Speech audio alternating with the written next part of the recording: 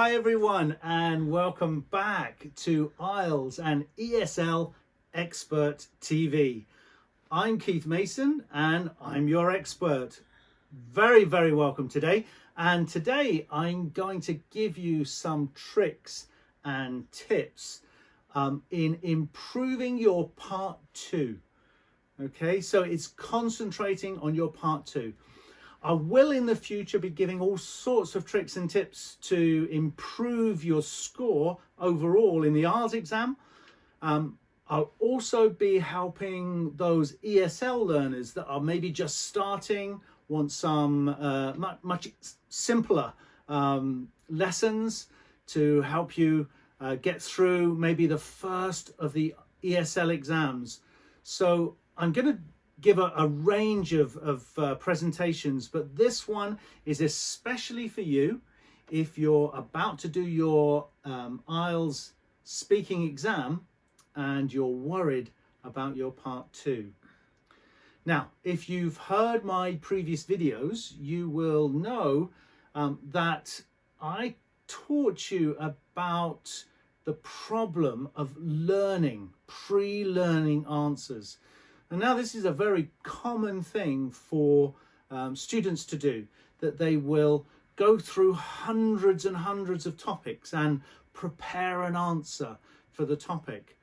And if you remember, I told you that the British Council, and genuinely you can find this online, you can go to the British Council website and you will hear the examiners themselves telling you that they will recognize if you have learnt an answer. They are not stupid.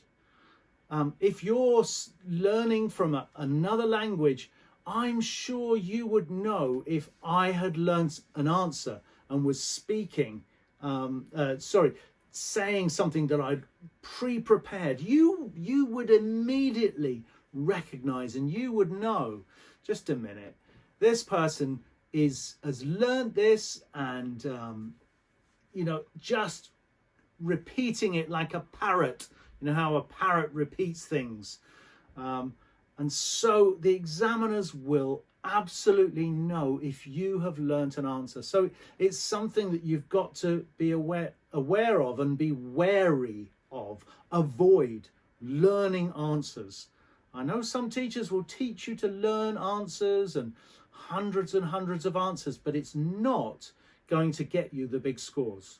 Trust me, I was an examiner. Trust me, I know what I'm talking about. And if you don't believe me, if you don't trust me, listen to the British Council, who are the ones who implement the IELTS exam. Okay, so what you don't do is learn answers, but I have thought up a cheat. I don't like to use that word really, but it is sort of a cheat or a trick that will help you in your IELTS exam, part 2. Okay, now I call this trick, are you ready for it? Should be a roll of drums now. I call this trick the story bank. The story bank, okay? It was an idea that I came up with and honed. That means I sort of made it better and better so that it can be used in part 2, and you can learn something, but you're going to be able to say it in a way where the examiner will not know that you have learnt it and you're repeating it. Get it? Okay, I hope you're with me. So this story bank, how does a bank work? Well, a bank works that you put your money into the bank and you put more money in and you put more money in, and when you want that money, you can go to the bank and you can get it out, or you can get it out with your card and use it whenever you want it. So a story bank works exactly like that. Let me explain. So what you need to do is you need to develop a bank of stories. Okay? So you're going to have to pen and paper, go away and think about as many different stories from your past as you can. Okay? Now, the good thing with an IELTS exam is that you can make those stories a little bit more interesting than they actually were, because no one really cares whether it is perfectly true or not. No one was there to see it. So you can make the stories quite what we would say flowery, add some flowers to it, so you can make it a little bit more interesting maybe than it was if you don't have any very interesting stories. So not just one story either, you need to build up a bank of stories. So you need to go away now, sit down with a pen and paper and think about all of those things that might have happened to you. Now, they may not be very exciting. So you think of something, well, that might be an idea, but it's not that great. Well, you can do something called elaborate. You can make it, is that another word for lying? Not really. Yes, a little bit. You can just make it a little bit more colourful than it actually was. Or you may have some really, really good stories. Okay, so you build up this bank of stories. What do you do then? Then you practice telling your story. Okay, so let's say you only have 5 stories. You might have less. I've taught this to students in China, and all they could think of was 2 stories, maybe 2 or 3 stories. But tell them well. So you practice them. You get your friend and you talk and tell your story, or you record yourself and listen. Check your vocabulary so that you can make this story one where your vocabulary is really, really good. Put in a few very nice words in there. Okay, use some complex sentences. Okay, so you can build up this story so it's really, really good. As I say, check it with a friend, listen to it, record it, listen to it, but you keep telling it until it is what we call second nature. In other words, it just falls from your mouth as you tell that story. Okay, so you get yourself 5 stories that you practice and practice and practice until you can tell those stories perfectly. Okay, so anyone listening to you will think that you're very, very fluent in English. Okay, now, problem is, of course, is when you go into the exam, the topic that the examiner is going to give you is not going to be, or it's very unlikely to be, one of those stories. Okay, so this is where the trick comes in, and this is not going to be the whole of the part 2. You'll bring it into the part 2. Okay, so the trick is that you bring your story, and that's why you need more than one. You bring your story into the topic.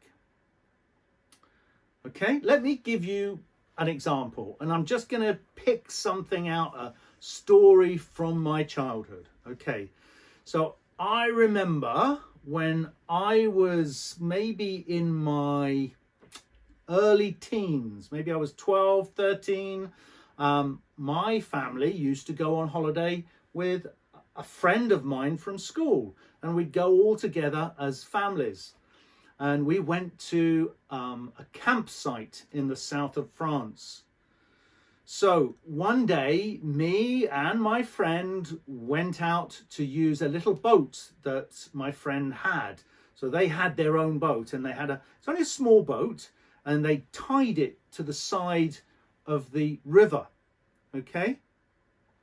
So it's a story that really sticks out in my mind. So me and my friend, his name was Neil. So me and my friend Neil got up early that morning, and we went down to the boat, and we were going to row the boat down to the sea. We were quite close to the sea in France. And so there we were.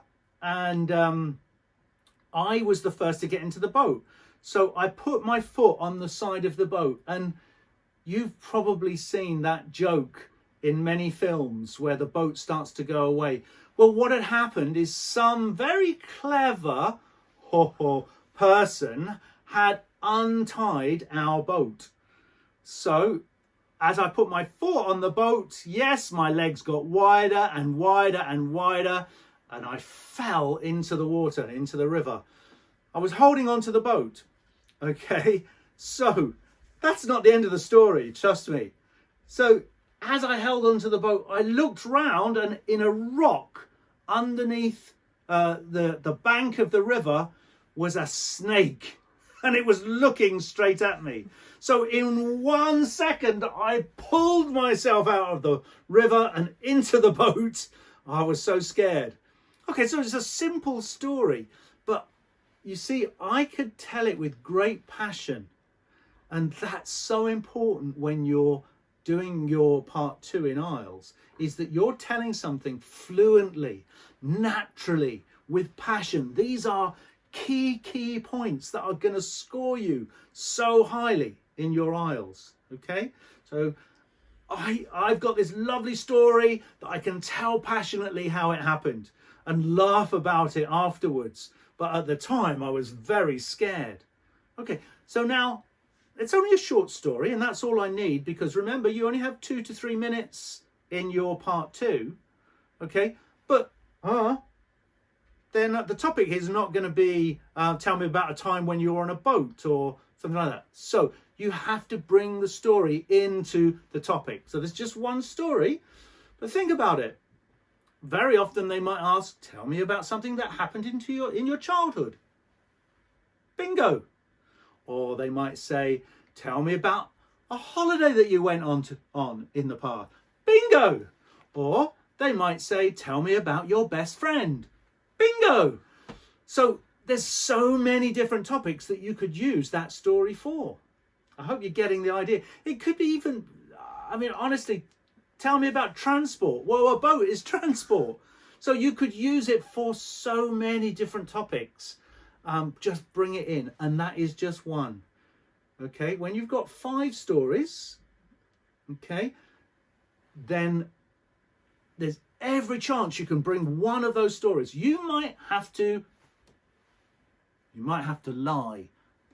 Okay, so just use your imagination.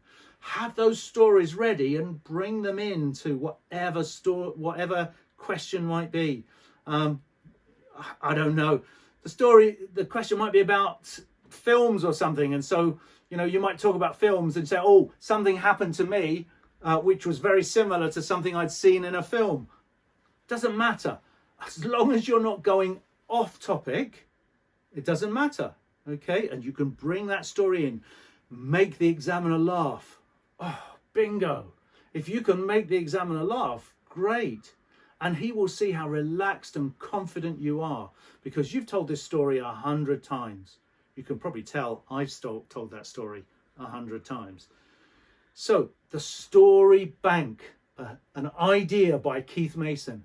You'll find it in my IELTS book as well. If you fancy buying the IELTS book, I'll try and leave a link somewhere down there, or somewhere in my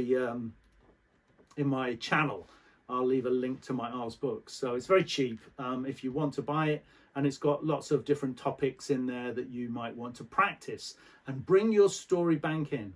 Okay, I've got some other tips, but no time for those today. So remember Keith Mason's story bank, okay, and how you can bring that in to your part 2. So get thinking about some stories, write them down, practice them, and then you'll be able to bring them in, just ease them in to your part 2, and you will really impress the examiner. This is a really, really good tip, so try this one. Okay, it's been great to see you, and I really, really look forward to seeing you next time on IELTS and ESL Expert TV. Bye-bye.